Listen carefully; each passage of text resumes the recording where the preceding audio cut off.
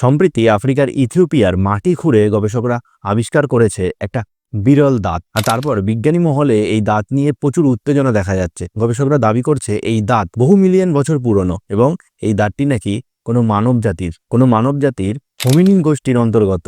আফ্রিকার ইথিওপিয়া অঞ্চলকে আদি মানবজাতির বসভূমি হিসাবে ধরা হয়, কারণ এখানে আগে লুসি নামে একটা জীবাশ্ম পাওয়া গিয়েছিল এবং বহু পূর্বে এখানে মানবজাতির বহু জীবাশ্ম পাওয়া গেছে, এগুলি প্রাচীন থেকে প্রাচীনতর। নতুন এই দাঁত আবিষ্কারের ফলে সেই তথ্যকে আরো শক্তিশালী করে তুলেছে যে মানব সভ্যতার উৎস হলো এই আফ্রিকা মহাদেশ। প্রত্নতাত্ত্বিকরা দাবি করছেন এই দাঁতটা জিনগত পরীক্ষা নিরীক্ষা চালালে তারা বুঝতে পারবে এই দাঁতটা কত পুরনো এবং কোন মানব জাতির, এবং জানা যাবে বিবর্তনের অজানা রহস্য যেগুলো আজও উন্মুক্ত হয়নি। প্রত্নতাত্ত্বিকবিদরা 13টি দাঁত উদ্ধার করেছে, তার মধ্যে 10টি দাঁত সম্পূর্ণ নতুন প্রজাতির, নতুন ধরনের, যে দাঁতগুলোর অস্তিত্ব আগে কখনো জানা যায়নি। বিজ্ঞানীরা দাবি করেছে এই দাঁতগুলো মানব বিবর্তনের এমন সময়কার যে সময় নিয়ে এর আগে কখনো তারা গবেষণা করেননি। তারা দাবি করছে মানব বিবর্তনে এই প্রজাতির নাকি গুরুত্বপূর্ণ ভূমিকা ছিল। 10টি দাঁতের বয়স নাকি হবে প্রায় 26 লক্ষ বছর। মানব বিবর্তনের এই নতুন প্রজাতির দাঁতগুলোর বেশিরভাগই নাকি ছিল পিছনের দিকের।